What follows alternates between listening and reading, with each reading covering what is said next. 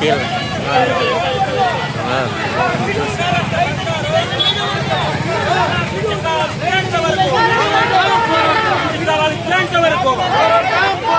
ఇంటి స్థలాలు ఇచ్చేంత వరకు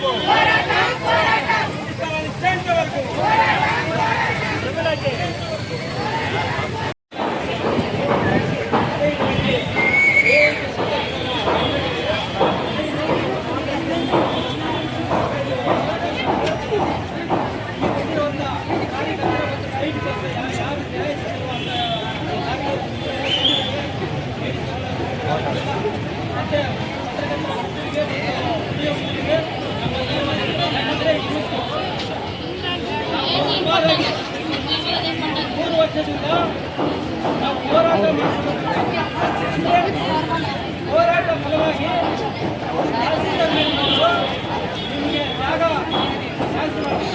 ನಾವು ಕೇಳಿದ್ದು ಎಪ್ಪತ್ತೆರಡಕ್ಕೆ ಗೋಮಾಲ ಭೂಮಿಗೆ ಆ ಗೋಮಾಲ ಭೂಮಿಯಲ್ಲಿ ನಾವು ನಿವೇಶನಕ್ಕೆ ಅನುಮತಿ ಕೊಡಬೇಕಂತ ಫಲವಾಗಿ ಅಲ್ಲಿ ಕೊಡೋಕ್ಕಾಗಲ್ಲ. 37 ನಮಗೆ ನಿವೇಶನ ಮಂಜೂರು ಮಾಡ್ತೀವಿ, ನಿಮಗೆ ನ್ಯಾಯ ಕೊಡ್ತೀವಿ ಅಂತ ಬಗ್ಗೆ. ಆದರೆ ನಮ್ಮ ಬಿ ಆರ್ ಅಂಬೇಡ್ಕರ್ ಸಂವಿಧಾನದ ಪ್ರಕಾರನೇ ನಮಗೆ ಭೂಮಿ ಮೇಲೆ ತಾಲೂಕು ಜವಾಬ್ದಾರಿ ಮೇಜಿಸ್ಟ್ರೇಟ್ಗೂ ನಾವು ಮನವಿ ಪತ್ರವನ್ನು ಕೊಟ್ಟಿದ್ದೇವೆ.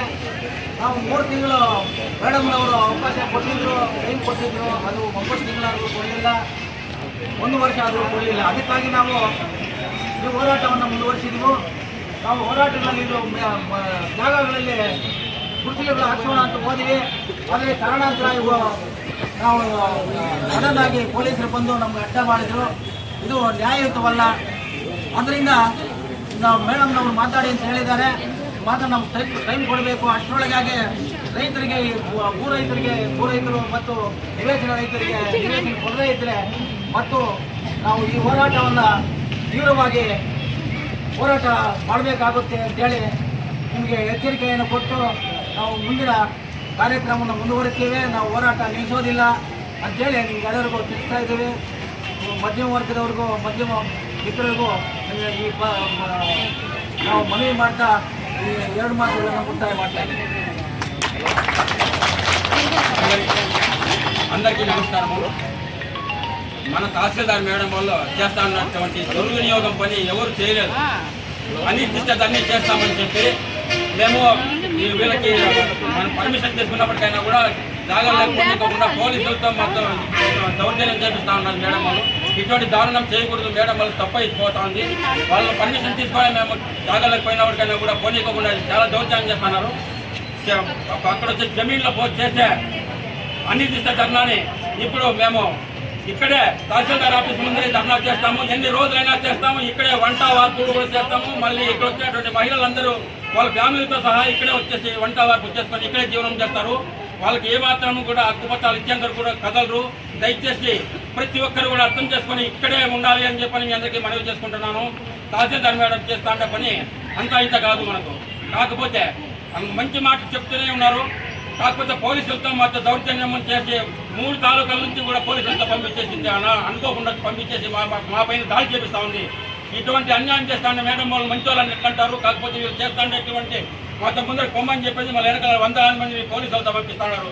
కాబట్టి ఇదంతా చాలా దారుణంగా ఉంది. కాబట్టి ప్రతి ఒక్కరు కూడా తెలుసుకొని ఇక్కడే మనమంతా ఈడే కూర్చొని ఎన్ని రోజులైనా కూడా హక్కు పత్రాలు ఇచ్చేంత వరకు కూడా మనం ఇక్కడే ధర్నీ చేయాలి. ఇక్కడే వంట వార్పు కూడా చేయాలని చెప్పి మీ అందరికీ తెలియజేస్తుంది. నేను మాకు ఇక్కడ మీరు మాట్లాడడానికి అవకాశం ఇచ్చిన పెద్దలకి కూడా ధన్యవాదాలు తెలియజేస్తున్నాను.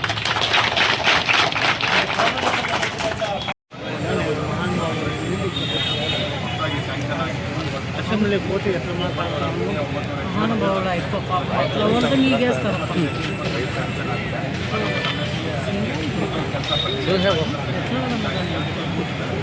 కొట్టిండారా లేదు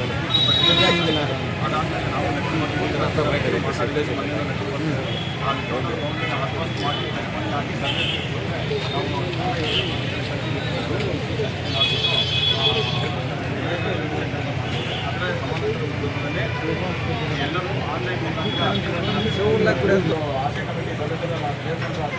ಒಂದು ಆಯ್ಕೆ ಆಗುತ್ತೆ. ಅದರ ಮೇಲೆ ನಿಮಗೆ ದಾಖಲೆ ಮಾಡಿ ಕಳಿಸಿ ಆ ಪ್ರತಿನ ಅನುಮೋದನೆ ತಗೊಂಡು ನಿಮಗೆ ವಿತರಣೆ ಕಾರ್ಯ ಯಾರಿಗೆ ಅಲಾಟ್ ಆಗಿರುತ್ತೆ ಅವರಿಗೆ ಹಕ್ಕುಪತ್ರ ವಿತರಣೆ ಕಾರ್ಯ ನಡೆಯುತ್ತೆ. ಈ ರೀತಿ ಈ ಪ್ರೋಸೆಸ್ಸಲ್ಲಿ ಈ ವಿಚಾರನ ನಾನು ನಿಮಗೆ ತಿಳಿದಿದ್ದೇನೆ.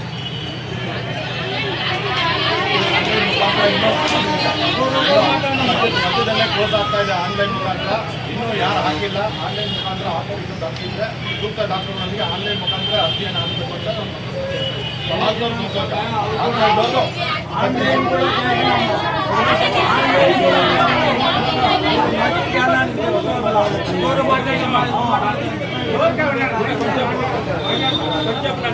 టౌన్లో ఉండే వాళ్ళకి మాత్రమే ఇస్తామని చెప్పి సార్ చెప్తా ఉన్నారు. టౌన్లో ఉండే వాళ్ళకి అయితే ఉండేదంత టౌన్లో వాళ్ళు ఎవరు అంత పల్లెల నుంచి ఉండాలి. ఇక్కడ వాళ్ళకి న్యాయం చేయాలని చెప్పండి.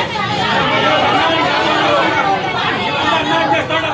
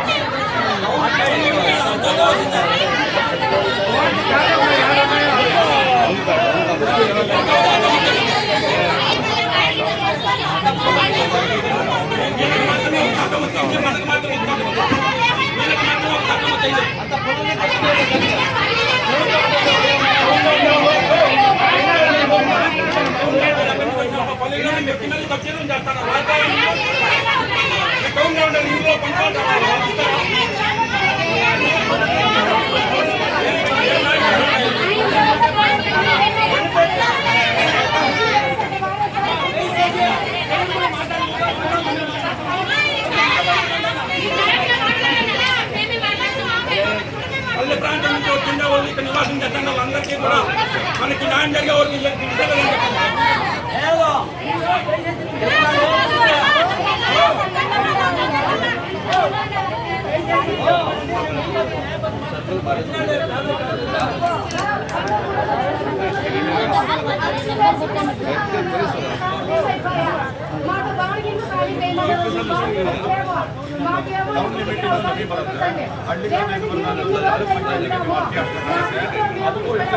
ಎಲ್ಲದೂ ಒಂದೇ ವೆಬ್ಸೈಟ್.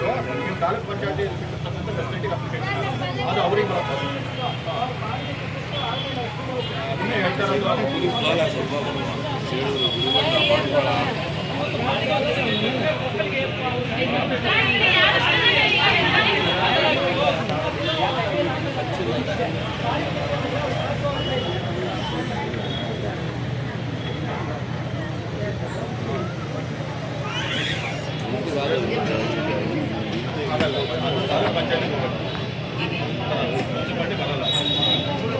ನಾನೇ ಹಾಕಾಗಲ್ಲ.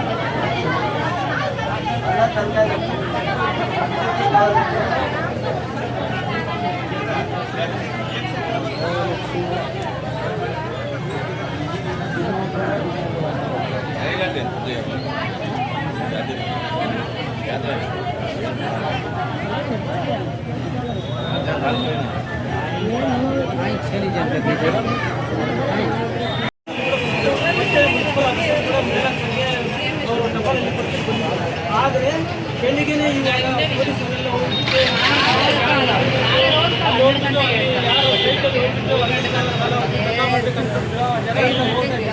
ಅಲ್ಲಿಂದ ಪೊಲೀಸರು ಯೋಚನೆ ಮಾಡಿ ಅಲ್ಲಿಂದ ಎಲ್ಲರನ್ನೂ ವಾಪಸ್ ಕಳಿಸಿ ಮತ್ತೆ ನಮಗೆ ಕಿರುಕುಳ ಕೊಡ್ತಾ ಇದ್ದಾರೆ. ಯಾಕಂದರೆ ನಾವು ಈಗ ನಮ್ಮ ಭಾರತ ದೇಶದಲ್ಲಿ ಅಂಬೇಡ್ಕರ್ ಕೊಟ್ಟಂಥ ಸಂವಿಧಾನ ಪ್ರಕಾರ ನಮ್ಮ ಹಕ್ಕು ಇದೆ, ಹೋರಾಟ ಮಾಡಿ ಆ ಹಕ್ಕು ಕೂಡ ನಮಗೆ ಕಲ್ಪಿಸಿ ಪೊಲೀಸರು ಹೋಗ್ತಾ ಇಲ್ಲ ಅಂತ ಪರಿಸ್ಥಿತಿ ನಮಗೆ ನಿರ್ಮಾಣ ಆಗಿದೆ. ಅದಕ್ಕೋಸ್ಕರ ನಾವು ಮುಂದಿನ ದಿನದಲ್ಲಿ ಮತ್ತೆ ಕೂಡ ಅಲ್ಲೇ ಅಂತಿಷ್ಟ ಹೋರಾಟ ಮಾಡ್ತೀವಿ, ಅದಂತೂ ಬಿಡಲ್ಲ. ಯಾಕಂದರೆ ಇವತ್ತು ಎಷ್ಟೋ ಜನ ಮಹಿಳೆಯರು ಹೋಗ್ಬಿಟ್ಟು ಅಲ್ಲಿಂದ ವಾಪಸ್ ಬಂದು ಮತ್ತೆ ಕೆಲವರು ಮಾತ್ರ ಇರುವುದು, ಕೆಲವರು ಭಯ ಬಿಟ್ಟು ಮನೆಯಲ್ಲಿದ್ದಾರೆ. ಯಾಕಂದರೆ ಸೈಟ್ ಇಲ್ಲ ನಿಜವಾಗಿ ಇವರಿಗೆ ಮನೆ ಇಲ್ಲದೆ ಬಾಡಿಗೆ ಮನೆಯಲ್ಲಿದ್ದು ಅವರು ನಿರಂತರವಾಗಿ ಕೂಲಿ ನಾಲಿ ಮಾಡಿಕೊಂಡು ಬಡವರಿಗೆ ಇಂಗ್ಲೇಸ್ನ ಬೇಕಂತ ನಾವು ಹೋರಾಟ ಮಾಡ್ತಿದ್ರೆ ಅವರೆಲ್ಲ ಹಿಂದೆ ಇವರೆಲ್ಲ ನ್ಯಾಯ ಸಿಗ್ಬೇಕಂತ ಅವರೆಲ್ಲ ಬಂದಿದ್ದಾರೆ. ಅವರು ಪಾಪ ಇವತ್ತು ಅವ್ರ ಮಕ್ಕಳು ಓದ್ಕೋಬೇಕು ಹೋದ್ರೆ ಅವ್ರು ಫೀಸ್ ಕಟ್ಟಬೇಕಾಗ್ತಾ ಇಲ್ಲ. ಯಾಕಂದರೆ ನಿಮಗೂ ಗೊತ್ತು ಇವಾಗ ಕಾನ್ಫರೆನ್ಸ್ ಕಂಪನಿ ಸಿಸ್ಟಮ್ ಆಗಿಬಿಟ್ಟೆ ಎಜುಕೇಷನ್ ಎಲ್ಲ. ಅದಕ್ಕೋಸ್ಕರ ಅವರು ಫೀಸ್ ಒಂದು ಕಡೆ ಕಟ್ಟಬೇಕು, ಮನೆ ಬಾಡಿಗೆ ಕಟ್ಟಬೇಕು, ಮತ್ತೆ ಮನೆಯಲ್ಲಿ ತಿನ್ನಕ್ಕೆ ಅವರು ಊಟಕ್ಕೆ ಅದೆಲ್ಲ ವ್ಯವಸ್ಥೆ ಮಾಡ್ಕೋಬೇಕಂದ್ರೆ ಅವ್ರಿಗೆ ಸಾಧ್ಯವಿಲ್ಲ ಪರಿಸ್ಥಿತಿಯಲ್ಲಿದ್ದಾರೆ. ಏನೋ ನಿವೇಶನ ಒಂದು ಕೊಟ್ಟುಬಿಟ್ರೆ ಅವರು ಬಾಡಿಗೆ ಏನೋ ಕೂಲಿ ನಾಲಿ ಮಾಡಿಕೊಂಡು ಜೀವನ ಮಾಡಿಕೊಂಡು ಅವ್ರ ಮಕ್ಕಳು ಓದ್ಕೊಳ್ತಾರೆ ಅಂತ ಹೇಳ್ಬಿಟ್ಟು ನಾವು 3 ವರ್ಷದಿಂದ ನಾವು ಸತತವಾಗಿ ಹೋರಾಟ ಮಾಡ್ತಾ ಇದ್ದೀವಿ. ಹೋರಾಟ ಪರವಾಗಿ ಮೇಡಮ್ ಅವರು ನಮಗೆ ಆಶ್ವಾಸನೆ ಕೊಟ್ಟಿದ್ರು, ಏನಂತ ನೀವು ಅರ್ಜಿ ಹಾಕಿ ಅರ್ಜಿ ಮುಖಾಂತರ ನಾವು ಮುನ್ಸಿಪಾಲ್ಗೆ ಕೊಟ್ಟರೆ ಮುನ್ಸಿಪಾಲಿಂದ ನಿಮಗೆ ಸೈಟ್ ಕೊಡ್ತೀವಿ ಅಂತ ಅರ್ಜಿ ಹಾಕಿಸಿದ್ರು. ಇಲ್ಲೇ ಮೇಡಮ್ ಅವರೇ ತಗೊಂಡಿದ್ರು ಅರ್ಜಿ. ಮತ್ತೆ ಅದು ಬೇಡ ನೀವು ಮತ್ತೆ ನಮ್ಮವರು ಹೋಗ್ಬಿಟ್ಟು ಮೊದಲು ಕುಟ್ಲಕ್ಕೆ ಅವ್ರು ಹೋಗಿದ್ರು. ಆವತ್ತು ಅವರು ಟೈಮ್ ತಗೊಂಡ್ರು, ನಮಗೆ 2 ತಿಂಗಳು ಟೈಮ್ ಕೊಡಿ, ನಿಮಗೆ ನ್ಯಾಯ ಒದಗಿಸಿಕೊಡ್ತೀವಿ, ಇಲ್ಲಿಂದ ನಮಗೆ ತಹಸೀಲ್ದಾರ್ ಮೇಡಮ್ ಅವರು ನಮಗೆ ತಾಲೂಕು ಕಂಡಕ್ಟರ್ ಬಂದಿದ್ದಾರೆ ಅಂತ ನಮ್ಮವರು ಕೂಡ ಅವ್ರಿಗೆ ಮಾತು ಬೆಲೆ ಕೊಟ್ಟು ಅಲ್ಲಿಂದ ವಾಪಸ್ ಬಂದರು. ಆದರೆ ಇವತ್ತೇನಾಗಿದೆ ಅಂದರೆ ಮತ್ತೆ ನಾವು ಅವರು ಕೊಟ್ಟಿರೋ ಟೈಮ್ ಆಗಾಯಿತು, ಮತ್ತು ಅವರು ಅದಕ್ಕಿಂತ ಜಾಸ್ತಿ ಟೈಮ್ ಆಯಿತು. ಇವಾಗ ಅವ್ರು ಕೊಟ್ಟು ನಮಗೆ 6 ತಿಂಗಳು 9 ತಿಂಗಳು ಆಗ್ತಾಯಿದೆ. ಅವರು ನ್ಯಾಯ ಕೊಡ್ತಾ ಇಲ್ಲ, ನ್ಯಾಯ ಸಿಗ್ತಾ ಇಲ್ಲ ಅಂತ ಹೇಳ್ಬಿಟ್ಟು ನಾವು ಯಾವುದು 37ರಲ್ಲಿ ಸರ್ವೆ ನಂಬರಲ್ಲಿ ಆ ಜಮೀನಲ್ಲಿ ನಮಗೆ ಯಾವ್ದು ಪ್ಲಾಂಟ್ ಮಾಡಿದರೆ ಅಲ್ಲಿ ಹೋಗ್ಬಿಟ್ಟು ಅಂದಿಷ್ಟ ಕಾಲಾವಧಿ ಧರ್ನ ಮಾಡ್ತಾ ಇದ್ರೆ ಮಾಡೋಕ್ಕೆ ನಮ್ಮ ಕಾರ್ಯಕರ್ತರೆಲ್ಲ ಹೋಗ್ತಾ ಇದ್ರೆ ನಮ್ಮ ಯಾರು ಫಲಾನುಭವಿಗಳು ಯಾರಿದ್ದಾರೋ ಯಾರು ಅರ್ಹತೆ ಇರ್ತಾರೋ ಅಂಥವರೇ ಹೋಗ್ಬಿಟ್ಟು ಅರ್ಜಿ ಹಾಕಿರೋದು. ಅಲ್ಲಿ ನಾವು ಅಂದಿಷ್ಟ ಕಾಲಾವಧಿ ಧರ್ನ ಮಾಡ್ತೀವಿ ಅಂತ ಹೋದವ್ರನ್ನೆಲ್ಲ ಪೊಲೀಸರು ತುಳಿದು ಮತ್ತೆ ವಾಪಸ್ ಕಳಿಸಿದ್ದಾರೆ. ಇದೇ ಪರಿಸ್ಥಿತಿ ಮುಂದುವರೆದ್ರೆ ನಾವು ನೈಟೇ ಅಲ್ಲಿ ಮುಂಬರುವ ದಿನಗಳಲ್ಲಿ ನಮಗೆ ನ್ಯಾಯ ಸಿಗದೆ ಇದ್ದರೆ ನೈಟೇ ಬಿಸಿಲು ಹಾಕ್ತೀವಿ, ಅರೆಸ್ಟ್ ಮಾಡಿದ್ರೆ ಹೊರಗಡೆ ಹಾಕ್ತೀವಿ. ಆಕೆ ಬಂದರೆ ಕೆಂಪಾವಟ ಇಟ್ಕೊಂಡು ನಾವು ಹೋರಾಟ ಮಾಡ್ತೀವಿ. ಯಾಕಂದರೆ ನಮ್ಮ ಎಡಪಕ್ಷದ ನಾಯಕರಾದ ಕಾಂಗ್ರೆಸ್ ಡಿ ಶ್ರೀರಾಮರೆಡ್ಡಿ ಅವರಿದ್ದಾಗ ಇಲ್ಲಿ ಬಾಗೇಪಲ್ಲಿ ಏನಾದರೂ ಅಭಿವೃದ್ಧಿ ಆಗಿದೆ ಅಂದರೆ ಅವರಿದ್ದಾಗ ಮಾತ್ರ ಆಗಿದೆ. ಮತ್ತು ಒಂದೊಂದು ಶಾಸಕರಾಗಲಿ ಯಾರೇ ಆಗಲಿ ಅಭಿವೃದ್ಧಿ ಕಾರ್ಯಕ್ರಮ ಅನ್ನೋದು ಬಾಗೇಪಲ್ಲಿ ಗಡಿ ಪ್ರದೇಶಕ್ಕೆ ಅಂಟಿಕೊಂಡಿದೆ. ಯಾವುದೇ ಅಭಿವೃದ್ಧಿ ಕಾರ್ಯಕ್ರಮ ಆಗಿಲ್ಲ. ಮತ್ತೆ ಅವರು ಮಾತುಗಳಲ್ಲಿ ಹೇಳ್ತಾ ಇದ್ದಾರೆ ಅಧಿಕಾರಿಗಳು. ಇನ್ನೊಂದು ಅಧಿಕಾರಿಗಳು ಯಾವ ಕಚೇರಿಗೆ ಹೋದ್ರು ಕೂಡ ಬಡವರ ಹತ್ರ ಲಂಚ ತಗೊಳ್ತಾ ಇದ್ದಾರೆ. ಮತ್ತೆ ಒಂದು ಕಡೆ ಇದೇ ತಾಲೂಕು ಆಫೀಸಲ್ಲಿ ಕೂಡ ಏನು ಭೂಮಿ ಡಾಕ್ಯುಮೆಂಟ್ ಯಾವ್ಯಾವ ಇದ್ದಾವೋ ಅವು ನಾಪತ್ತೆ ಆಗಿದೆ. ಫಾರಂ ನಂಬರ್ 50 ಫಾರಂ ನಂಬರ್ 50, 57, 53 ಆಗಿರೋರಿಗೆ ಇವತ್ತು ಕೂಡ ಅವರು ಸಾಗುವಳಿ ಚೀಟಿ ಕೊಡ್ತಾ ಇಲ್ಲ. ಅದರ ಜೊತೆಗೆ ಏನು ದಾಖಲೆಗಳಿರ್ತಾವೋ ಮೂಲ ದಾಖಲೆಗಳು ಅವು ಯಾರಾದರೂ ನಮಗೆ ಇಂಥ ದಾಖಲೆ ಬೇಕಂತ ಅವರು ಅರ್ಜಿ ಹಾಕಿದ್ರು ಕೂಡ ಆ ದಾಖಲೆಗಳು ಕೊಡ್ತಾ ಇಲ್ಲ. ಅಂಥ ಪರಿಸ್ಥಿತಿಯಲ್ಲಿ ತಾಲೂಕು ಆಫೀಸಲ್ಲಿದೆ. ಅಂಥ ಪರಿಸ್ಥಿತಿಯಲ್ಲಿ ನಾವು ಇವತ್ತು ಕೆಂಪಾವಟ ಹಿಡ್ಕೊಂಡು ಹೋರಾಡದೇ ಇದ್ದರೆ ಮುಂದಿನ ದಿನದಲ್ಲಿ ಜಾಸ್ತಿ ತೊಂದರೆ ಆಗಿಬಿಡ್ತದೆ ಅಂತ ಹೇಳ್ಬಿಟ್ಟು ನಾವು ರೈತರಿಗೋಸ್ಕರ, ಬಡವರಿಗೋಸ್ಕರ, ಕೂಲಿ ಕಾರ್ಮಿಕರಿಗೋಸ್ಕರ ನಿರಂತರವಾಗಿ ಹೋರಾಟ ಮಾಡೋಕ್ಕೆ ನಾವು ರೆಡಿಯಾಗಿದ್ದೀವಿ. ಬಡವರಿಗೋಸ್ಕರ ಹೊರಗಡೆ ಹೋಗೋಕ್ಕೆ ರೆಡಿಯಾಗಿದ್ವಿ. ಆಚೆ ಬಂದರೆ ಕೆಂಪಾವಟ ಹಿಡ್ಕೊಳ್ಳೋಕ್ಕೆ ರೆಡಿಯಾಗಿದ್ದೀವಿ.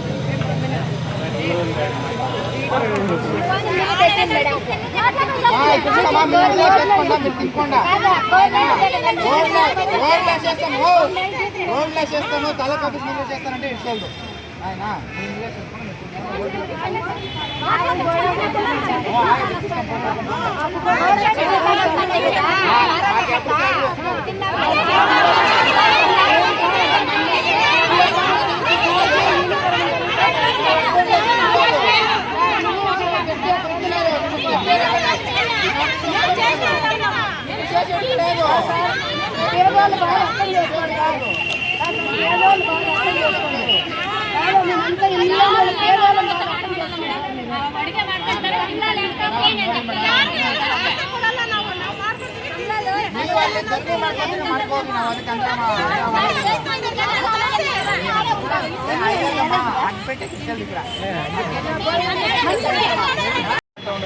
చేసుకుండా దానికి ఎవరు నేను కమిట్ చేస్తూ ఉండదు.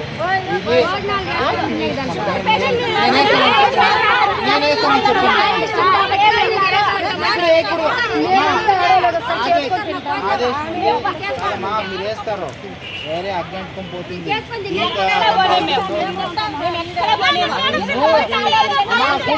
కూకుండే తప్పు నువ్వు చెప్పేట్టే అయితే నేనే చెప్పే కయ్యాదు. ఎవరో మేము ఇంట్లో వస్తాము. మీ ఇంట్లో వచ్చి అడుగుతాము. దానికి ఎవరో వస్తారు బాగుండేవాళ్ళు, ఇప్పుడు ఎక్కడో బాగుండేవాళ్ళు లేకుంటే ఎవరో మీరే చెప్తున్నారు షుగర్ పేషెంట్ దాని మీద పడిపోతారు. నువ్వే చెప్తావు కదా, ఉందమ్మా. ఇంకొకరు ఎవరో వస్తారు, ఫ్రస్ట్రేషన్లో వస్తారు, అజ్ఞాతింటావు, సీల్ పెట్టుకొని కాల్చుకొని ఇస్తారు.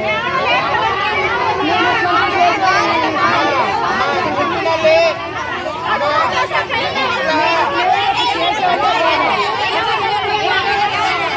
ఎవరెవరికి ఏమైతే చెప్పే కయ్యాలతో ఆయన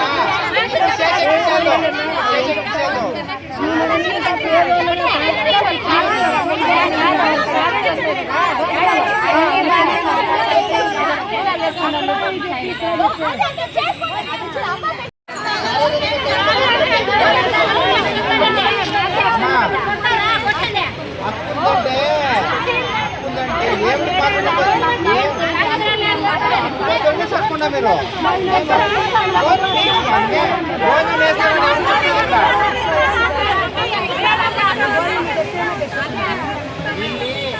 ಒಲೆ ಹಾಕಂಗಿಲ್ಲ ಅಂತ ಹೇಳ್ತಾರೆ, ಹಾಕಂಗಿಲ್ಲ ಅಂತ ಹೇಳ್ತಾರೆ.